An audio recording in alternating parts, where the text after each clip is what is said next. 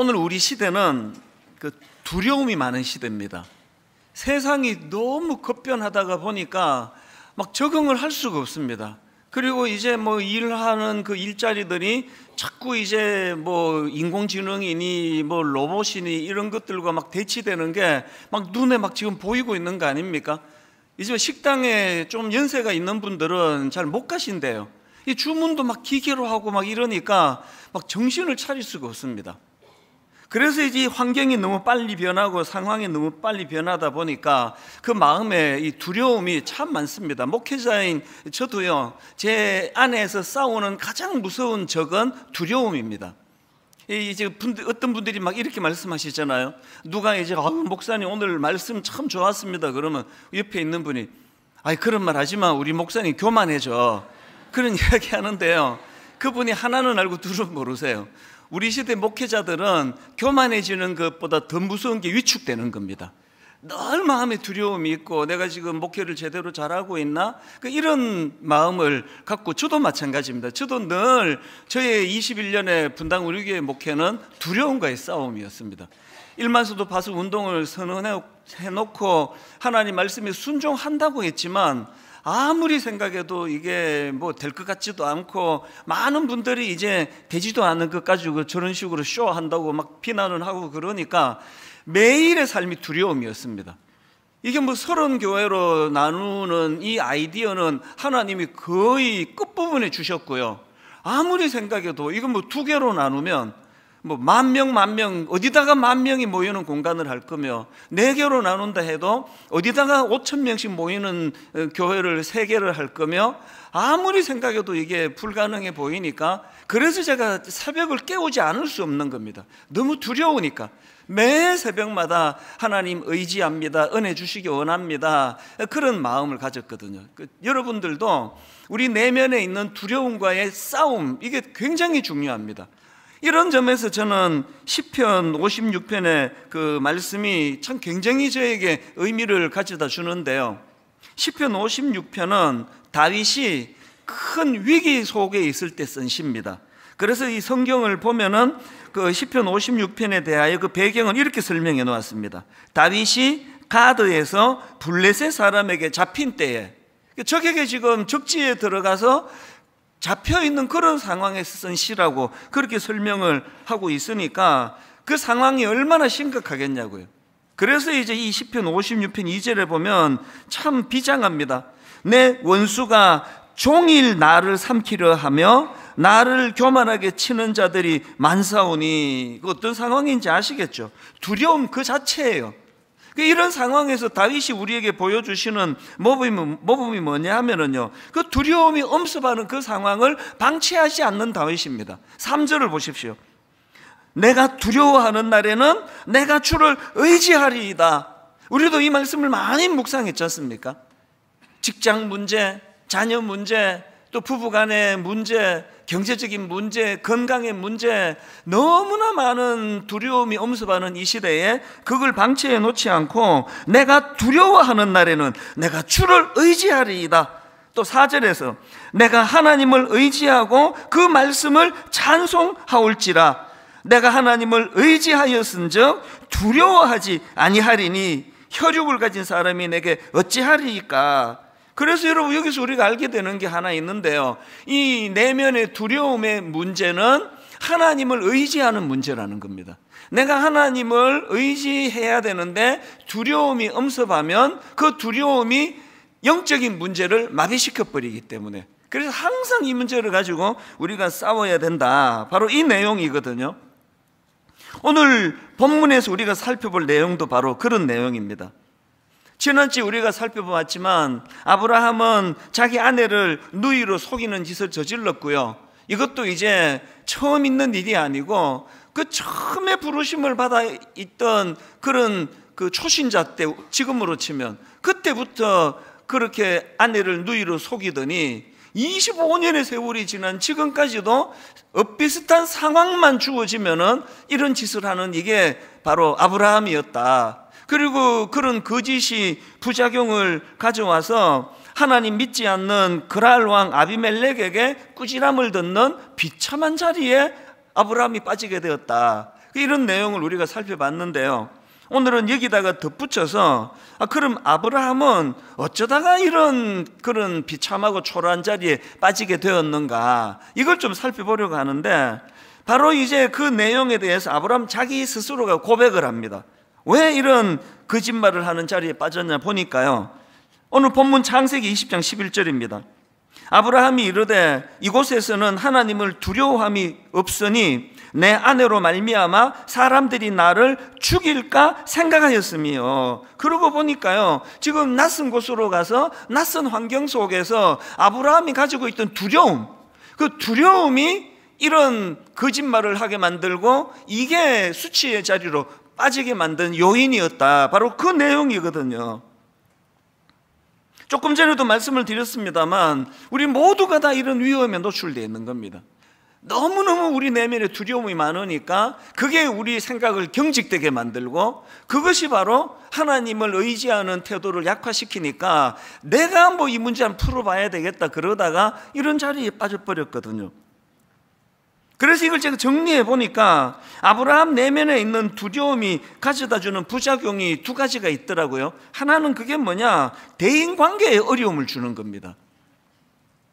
지금 아브라함이 그 낯선 그랄 사람들에 대해서 어떤 인식을 하고 있느냐 하니까 창세기 20장 11절입니다. 아브라함이 이르되 이곳에서는 하나님을 두려워함이 없으니. 그래서 이제 이렇게 하나님 두려워하지 않는 이방 사람들이 내 아내를 보고 나를 죽일지 모른다, 그런 거의 뭐 이건 거의 좀 과대망상적인 생각이에요. 그래서 이건 내가 죽임 당할지 모르니까 이런 특단의 조치를 취해야 되겠다. 그래서 이제 자기가 이곳에서는 하나님을 두려워함이 없으니 그렇게 아브라함이 생각했는데, 웬걸요? 본문 8절에 보니까 아비멜렉이 그날 아침에 일찍 일어나 모든 종들을 불러 그 모든 일을 말하여 들려주니, 그 다음 보세요. 그들이 심히 두려워하였더라. 아브라함이 놓친 게 뭡니까? 경직이 되니까 하나님의 일하심을 계산에 넣지 않는 겁니다. 아무리 악한 자들이라 할지라도 거기에 하나님의 말씀이 들어가고 하나님의 말씀의 경고를 받으니까 그 이방 사람들도 다 하나님을 두려워하게 되는 거거든요. 그런가 하면은 이 아브라함 내면 안에 있는 그 경직된 것들이 대인관계의 문제를 가져다 줄 뿐만 아니라 이 영적으로도 문제를 가져다 줍니다. 성경에 이런 비슷한 사례가 되게 많이 나오는데요, 그 대표적인 케이스가 사울 왕입니다. 사울이 그 어린 다윗을 이제 핍박하지 않습니까? 그 다윗이 골리앗을 물리치고 막 사람들이 그를 찬양하고 열광하고 그러니까 이제 그때부터 이제 사울이 다윗을 견제하기 시작했는데요. 그 핍박한 첫 출발이 그게 사무엘상 18장 6절과 7절입니다. 한번 보십시오. 무리가 돌아올 때 곧 다윗이 블레셋 사람을 죽이고 돌아올 때에 여인들이 이스라엘 모든 성읍에서 나와서 노래하며 춤추며 소고와 경쇠를 가지고 왕 사울을 환영하는데, 여인들이 뛰놀며 노래하여 이르되 사울이 죽인 자는 천천히요 다윗은 만만히로다 한지라. 여기서 지금 한번 주의 깊게 보십시오. 6절 말미에 보니까 비록 이제 여자들이 막 흥분해가지고 그냥 좀 하여튼 흥분해서 그래요. 사울이 죽인 자는 천천히고 다윗은 만만이다, 그런 신뢰되는 그런 그 노래는 불렀지만, 더 근원적으로는 6장 6절 끝에 보니까 그 모임 자체가 왕 사울을 환영하는 모임이에요. 큰 그림으로 보면은 그냥 뭐 철없는 사람들이, 그 젊은 사람들이 그 뭐 말실수 좀 한 거거든요. 근데 사울 왕이 그거에 대하여 어느 정도 이걸 크게 지금 받아들이느냐 하니까 8절을 보십시오. 사울이 그 말에 불쾌하여 심히 노하여 이르되 다윗에게는 만만을 돌리고 내게는 천천만 돌리니 그가 더 얻을 것이 나라 말고 무엇이냐고. 이게 너무 비약하는 거 아닙니까? 그리고 그 다음 9절에 보니까 그날 후로 사울이 다윗을 주목하였더라. 이게 경직된 거거든요. 아니 그 무슨 왕이라는 사람이 채통도 없이, 이건 너무 비약해서 이렇게 과장하고, 그래서 그 다윗을 견제하고 이런 모습을 보면서 제가 이거를 좀 묵상하다가 보니까요, 지금 사울 내면에 두려움이 있는 게 두려움. 뭐 저는 뭐 이 정도 큰 권력을 가지면 그 내면이 어떤지 뭐 경험을 안 해봐서 모르지만, 권력을 많이 가질수록, 그리고 또 잃을 게 많은 사람일수록 두려움이 많은 건 확실한 것 같아요. 그 잃을 게 많은 사람일수록 경직이 잘 되고, 그래서 자꾸 견제도 잘하고 하는 거는, 그거는 그 내면에 두려움이 많기 때문입니다. 여러 번 제가 고백했지만, 저는 개척 초기부터 기도 제목이 이렇게 추해질까 봐. 우리 부목사님이 막 저보다 설교를, 뭐 어지간하면 저보다 설교 잘하는 게 뭐 어렵습니까?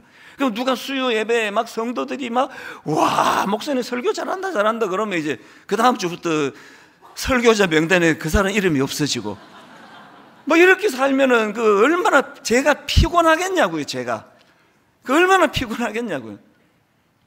그 이런 면에서 제가 이렇게 추해질까 봐. 그리고 그 결과를 보면은 가장 큰 피해는 다윗이, 죄도 없는 다윗이 입었지만요, 그 다윗 못지않게 결과적으로 이 자기의 그 옹졸함의 결과는 본인이 아닌 본인, 그 마음에 평안이 있겠냐고요.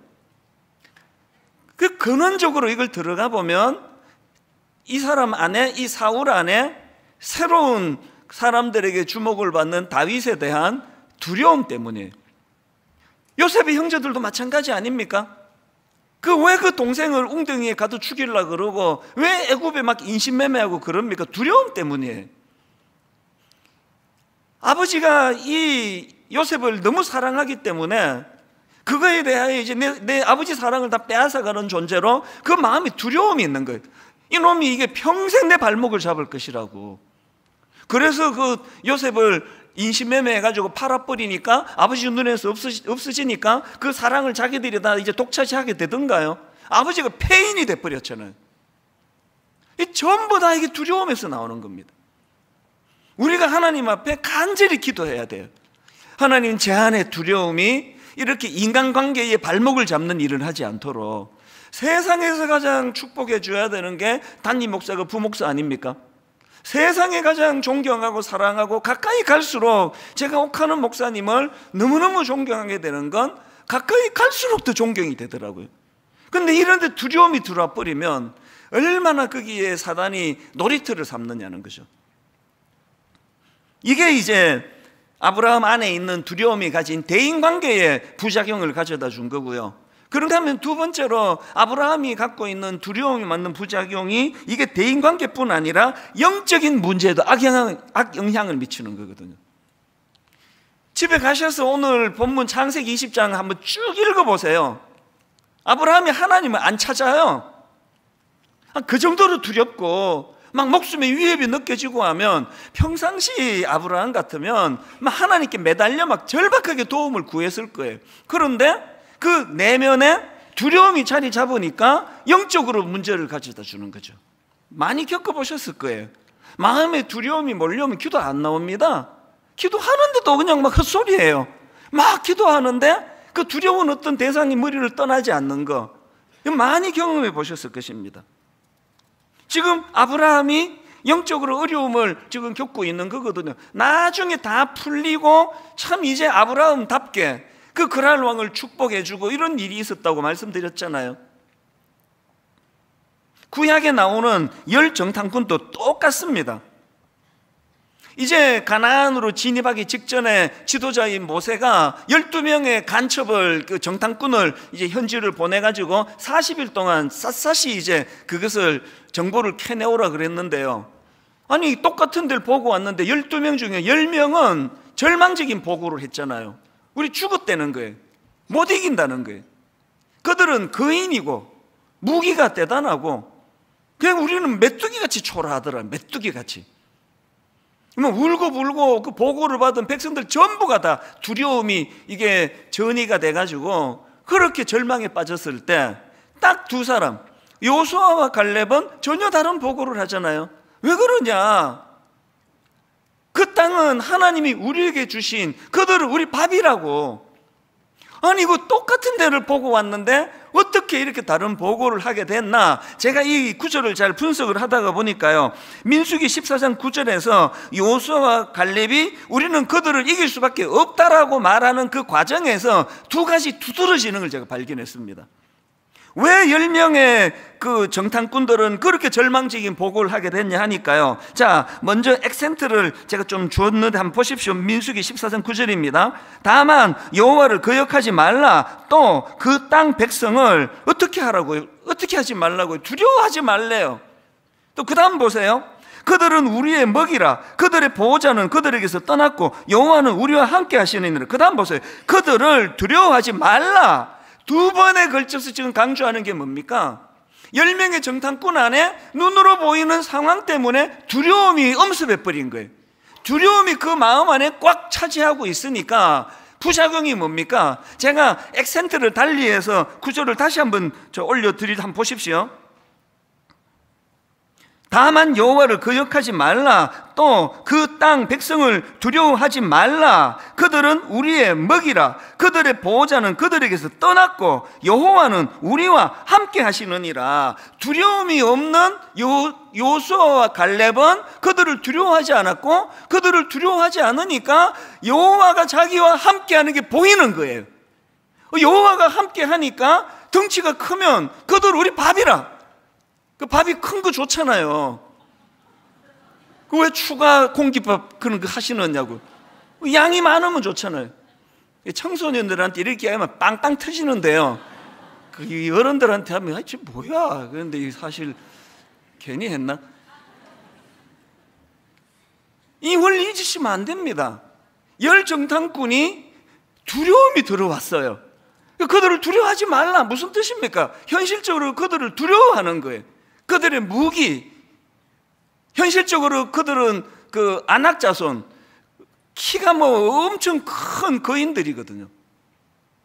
두려움이 들어오니까 무슨 부작용입니까? 영적으로 문제가 생겨요. 하나님이 함께 하시니 안 보이는 거예요. 더 두려워지는 거죠. 악순환이 계속 일어나는 거거든요. 여러분 어떠세요? 우리가 이 땅을 살아가면서요, 영적으로 문제가 생기면 하나님의 존재가 잘 느껴지지 않아요. 영적으로 문제 생기면 하나님의 임재가 도대체 느껴지지가 않아요. 점점 더 두려워지는 거죠. 제가 지난주에 월요일마다 택시 운전을 한다고 말씀드렸는데 2달 좀 이제 조금 더 지났거든요. 제가 오래 하기는 어려워요. 매 월요일마다 막 지금 막 두 통약 먹고 막 이렇게 지금 운전을 하거든요. 그리고 이게 제가 월요일 날 들어누워 있지 않으면 이게 화수목금 막 이때까지 부작용을 가져다 줘요. 계속 막 머리 아프고 그런. 왜 내가 이를 악물고 하는가 하면 제게 너무 유익해요. 이 운전을 하고 나면 이 목사가 이 온실 안에 있다가 이 성도들이 이렇게 사시는구나.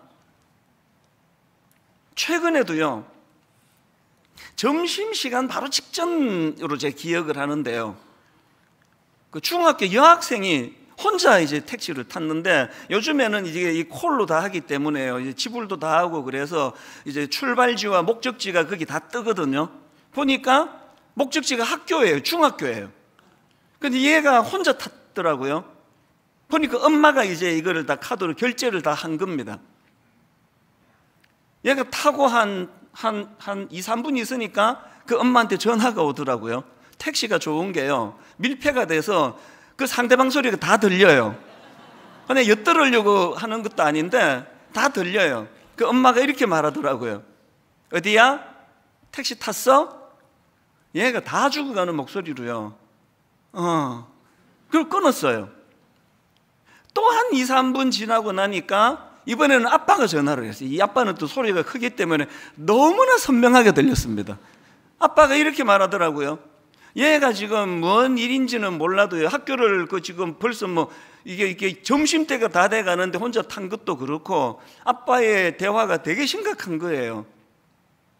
아빠가 그 선생님한테 조치를 다 취했다. 넌 너무 걱정하지 마라. 이렇게 이제 시작을 하는데 막 이제 얘를 막 설득을 하는 겁니다.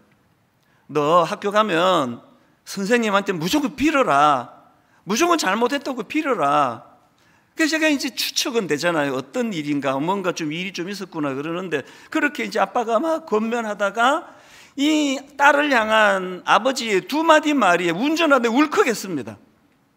너 선생님한테 빌어라. 그러니까 막 대들고 하지 말라는 그런 이야기겠죠. 그리고 아버지가 하는 말이 그렇다고 너무 기죽지 마라.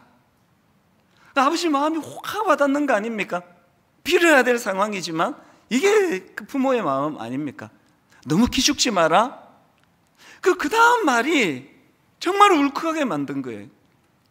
먼 일로 지금 어려움을 겪고 있는 딸에게 아빠가 이렇게 말하더라고요. 아빠 너 사랑하는 거 알지? 지금 먼 일로 학교도 안 가고 택시 태워 보내고 또 막 그 담임 선생님한테 가서 또 빌고 이런 아버지가 이 아이에게 기죽지 마라. 아빠가 너 사랑하는 거 알지? 그렇게 하고 이제 학교 정문 앞에 제가 얘를 내려줬는데 저는 참 바보예요. 내리고 나서 막 너무너무 후회가 되는 일들이 여러 번 있었는데요.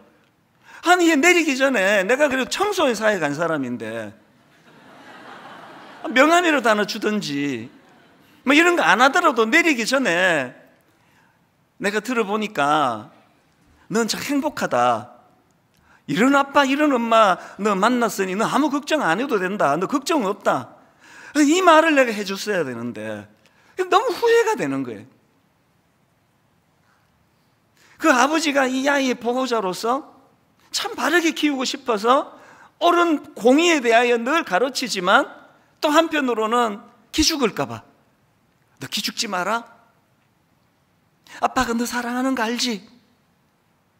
제가 이 아브라함이 지금 바닥에 지금 안 믿는 그 사람에게 꾸지람 듣고 있는 이 상황에서 하나님이 지금 아브라함을 다루시는 게 딱 이건 거예요. 내가 이 본문을 묵상하는데 자꾸 그 택시에서 들려지던 아빠의 목소리가 들려요. 이게 하나님 목소리더라고요. 하나님이요 25년을 가르쳤는데 이 집 막바지에 이짓하고 있는 아브라함을 보면서 우리 부모들이 이렇게 말할 거예요. 이제 나도 지친다. 너무 부끄럽게도 우리 애 사춘기 때 제가 한 말이에요. 너 도대체 어떡하려고 이러냐? 이제 나도 지친다. 하나님이 아브라함에게 그렇게 접근하지 않으세요. 지난주 말씀 나눴잖아요. 그 부끄러운 상황에서도 이 사람은 선지자야. 하나님의 말씀을 대언하는 사람이야. 이 아브라함이 너희들을 위해 너희 가정을 위해 기도해 줘야 되는 사람이야. 이게 택시에서 들렸던 그 아빠의 목소리. 근데 기죽지 마라. 아빠 너 사랑하는 거 알지? 제가 이번에 이 말씀을 묵상하다가 정말 제가 은혜를 받았던 게 뭔가 하면요, 이렇게 아브라함이 인생의 밑바닥에 떨어져 있는 게 이게 20장이거든 본문. 놀랍게도요 바로 그 다음 21장 1절 2절을 들어보세요. 여호와께서 말씀하신 대로 사라를 돌보셨고 여호와께서 말씀하신 대로 사라에게 행하셨으므로 사라가 임신하고, 그렇게 기다리던 그날이 왔네요. 사라가 임신하고 그 다음 보세요. 하나님이 말씀하신 시기가 되어 노년의 아브라함에게 아들을 주셨어요. 이삭을 주셨어요. 이게요 세상적인 논리로 말하면 이제 20장에서 아브라함이 막 엄청나게 성숙해지고, 그래서 이제 사부가 이렇게 말하잖아요. 이제 하산해도 되겠다. 이제 더 이상 가르쳐 줄 게 없네. 그 정도면 이제 충분해. 하산해라. 내가 약속했던 이삭을 이제는 내가 줄 수 있다. 이게 세상 논리 아닙니까? 그런데 놀랍게도요 지금 하나님이 아브라함에게 이삭을 주신 시점은 아브라함이 가장 밑바닥에 있을 때예요. 가장 부끄럽고 수치스럽고 거짓말을 하고 자기 아내를 그냥 팔아먹고 누이라 그러고, 이게 저에게 너무 충격을 준 겁니다. 우리 자꾸 착각하는 거예요.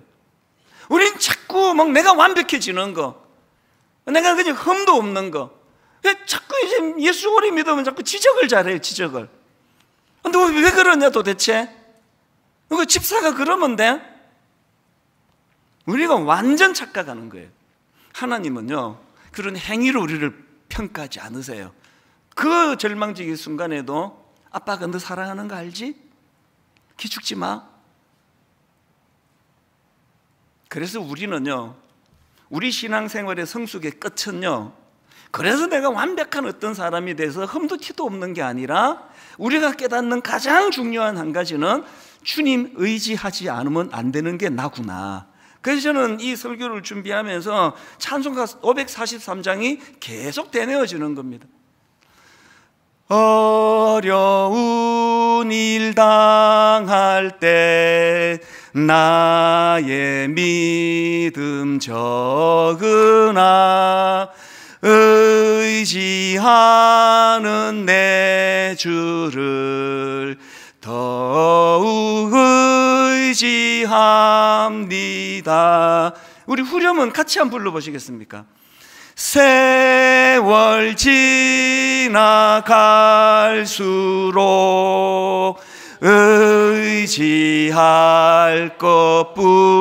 것뿐일세 무슨 일을 당해도 예수 의지합니다. 세월 지나갈수록 몇 분이라고요? 의지할 것밖에 없대요. 교육전사 때보다 제가 목사가 되고 더 성숙해졌는데 그때 더 의지할 게 많아지는 거예요. 목사 1년 차보다 10년 차? 저 지금 목회한 지 34년 차예요. 그러면 교육전사 때보다 훨씬 더 많이 의지하게 되는 겁니다. 왜 그렇습니까? 믿음 생활을 하면 할수록 25년을 제가 하나님 영향을 받았지만 그저 뭐 그냥 지난주 얼마나 강조했습니까? 비슷한 상황만 주어지면 옛날로 돌아가는 게 우리거든요.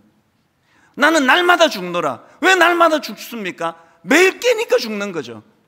자아가 막 죽었다 하는데 또 살아나고 죽었다 하는데 또 살아나고.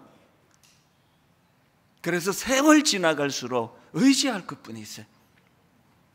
엘리야를 제가 묵상하다 이번에 또 몰랐던 거 하나 또 발견했습니다.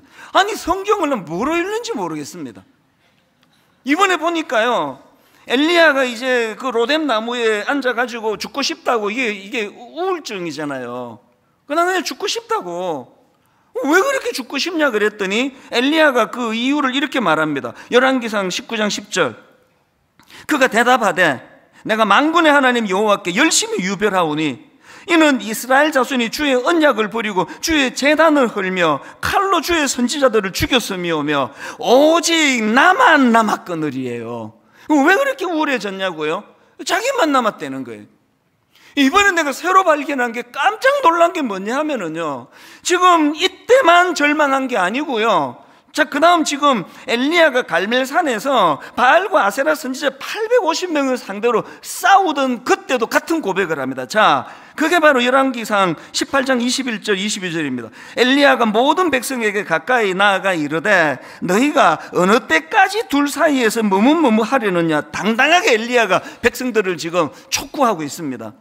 여호와가 만일 하나님이면 그를 따르고 바알이 만일 하나님이면 그를 따를지니라 하니 백성이 말 한마디도 대답하지 아니하는지라. 엘리야가 백성에게 이르되 여호와의 선지자는 나만 홀로 남았으나. 같은 고백을 하고 있는 겁니다. 지금 바알의 선지자, 아세라 선지자 450명, 450명, 400명, 850대 1. 그렇게 그들을 이길 때도 엘리야는 알고 있었습니다. 나만 홀로 남았다고.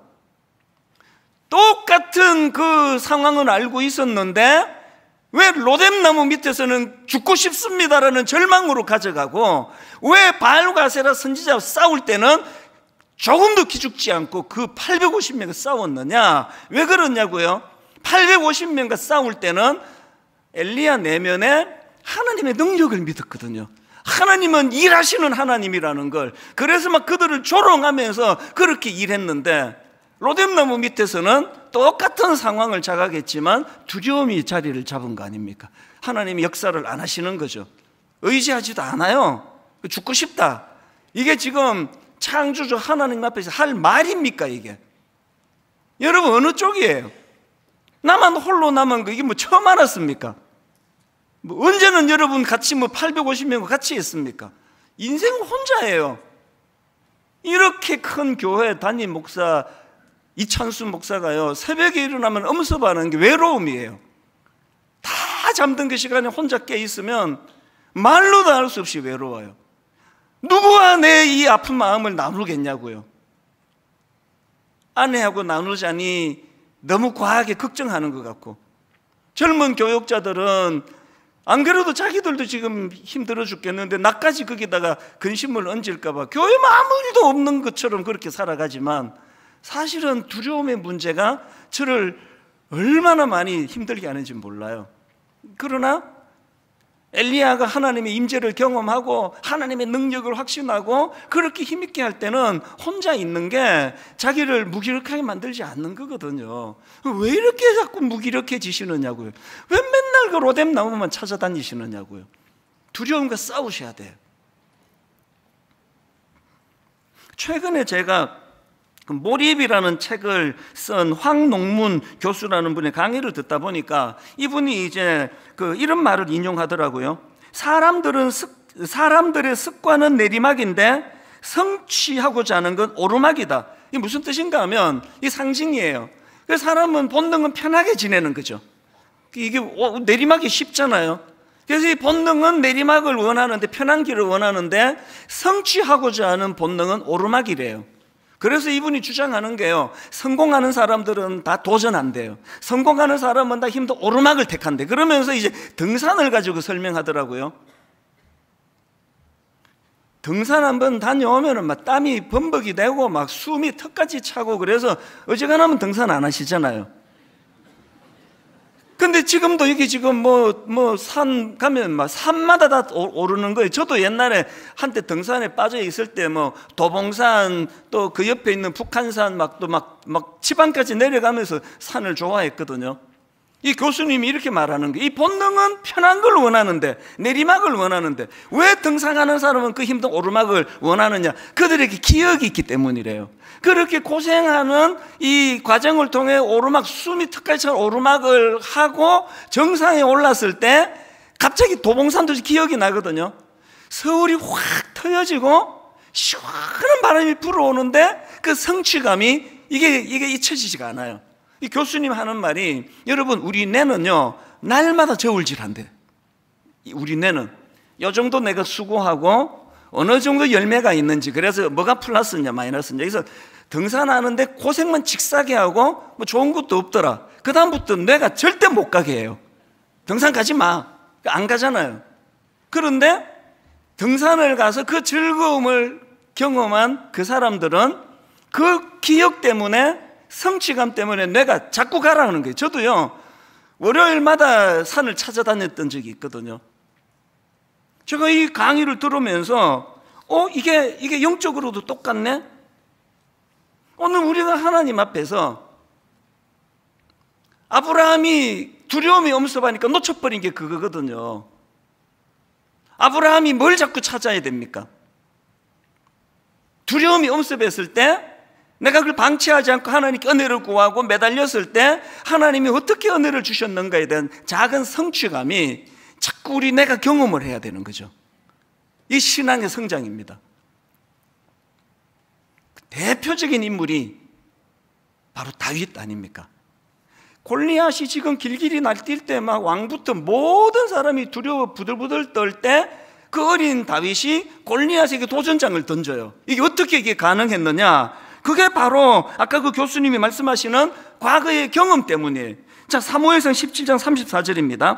다윗이 사울에게 말하되 주의 종이 하나님의 양을 지킬 때에 사자나 곰이 와서 양떼에서 새끼를 물어가면 누가 합니까? 자기가 했어요. 내가 따라가서 그것을 치고 그 입에서 새끼를 건져내었고 그것이 일어나 나를 해하고자 하면 누가 했습니까? 내가 그 수염을 잡고 그것을 쳐 죽였나이다. 그래놓고 바로 그 다음 구절에서 주어가 바뀌어요. 또 다윗이 이르되, 주어가 바뀌네요. 여호와께서 나를 사자의 발톱과 곰의 발톱에서 건져내셨은즉 나를 이 블레셋 사람의 손에서도 건져내시리이다. 아까 그 교수님 말씀에 의하면요, 다윗은 그 자기 직장 아니면 직장 생활하는 가운데 엄청난 일은 아니라도 너무너무 두려울 때 하나님이 작게 자기에게 경험하게 한 것들이 뇌가 기억하는 거예요. 이게 이제 축적이 되니까 산이 아무리 등산하기가 어려워도 그 산에 꼭대기 가면 시원한 바람이 불고 내가 이따 보상을 받을 수 있어. 그래서 등산하는 것처럼 왜 도전하게 됩니까? 그리고 저나 여러분은 왜 도전을 잘 못하는 겁니까? 이 경험이 별로 없는 거거든요. 맨날 두려워만 하고 있고, 뭐 도전할 만한 이게 잘 안 될 거는 아예 도전도 안 해버리고 그러냐. 기억이 없는 거예요. 축적된. 두려움을 방치하시면 안 됩니다. 물리칠 때까지 싸우셔야 돼요. 그래서 제가 새벽에 2시에 일어나고 3시에 일어나고 병원에서 이제 수면이 부족한 거 이대로 가면 안 된다고 경고를 받는데도 불구하고 저에게 새벽은 진짜 너무 황홀한 시간이거든요. 내가 기억을 해요. 새벽에 주신 하나님의 위로, 새벽에 두려움을 물리치도록 은혜 주신 그 하나님의 기억, 뇌가 자꾸 깨워요. 수면 시간이 너무 짧아요. 길게 못 자요. 그리고 누워있는데 몸이 자꾸 서저로 가.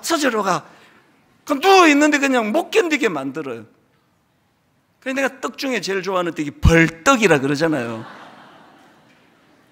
내가 기억하도록 여러분 믿음이 작동되도록 하셔야 돼요. 모태신앙이면 뭐합니까? 기억이 하나도 없는데 예수 믿은 지 한 달밖에 안 돼도 뇌가 자꾸 기억하게 해야 돼요.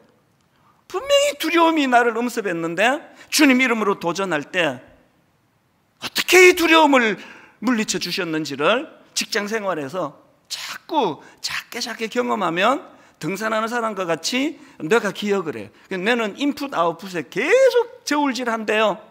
내가 이만큼 투자했는데 기쁨이 이것밖에 안 되네. 이 앞으로 하지 마. 대부분 이제 안 하고 사시는 거 그거거든요. 결론을 저는 오늘 이렇게 맺기 원합니다. 제가 오늘 설교 제목을 두려움을 이기게 하는 두려움이라 그랬는데요, 앞에 나오는 두려움은 우리를 파괴하는 부정적인 감정의 두려움이고요, 뒤에 나오는 두려움은 하나님을 향한 경외입니다. 경외, 이게 영어로 fear로 그렇게 번역을 하잖아요. 두려움을 이기게 하는 두려움이 있습니까? 하나님을 경외할 때, 내가 하나님을 두려워할 때 이런 그랄 왕이 두려웠던 것들이 사라진 기억이 자꾸 작은 기억들이 만들어지고 쌓여질 때 골리앗 같은 두려움 앞에서도 도전장을 던지는 놀라운 용사가 될 줄로 믿습니다. 고린도후서 7장 1절 읽고 말씀을 마치겠습니다. 그런즉 사랑하는 자들아, 이 약속을 가진 우리는 하나님을 두려워하는 가운데서 거룩함으로 온전히 이루어 육과 영의 온갖 더러운 것에서 자신을 깨끗하게 하자. 여러분, 두려움을 이기게 하는 두려움이 많이 경험되어지는 믿음의 성도님들 되시기를 바랍니다. 기도하시겠습니다. 하나님, 저희는 참 두려움이 많습니다. 자려고 누워도 두렵고 새벽에 일어나도 제일 먼저 찾아오는 감정이 두려움입니다. 그런데 우리 뇌가 이것밖에는 기억을 못하기 때문에 우리를 점점 더 두려움으로 몰고 가는 것을 우리가 경험합니다.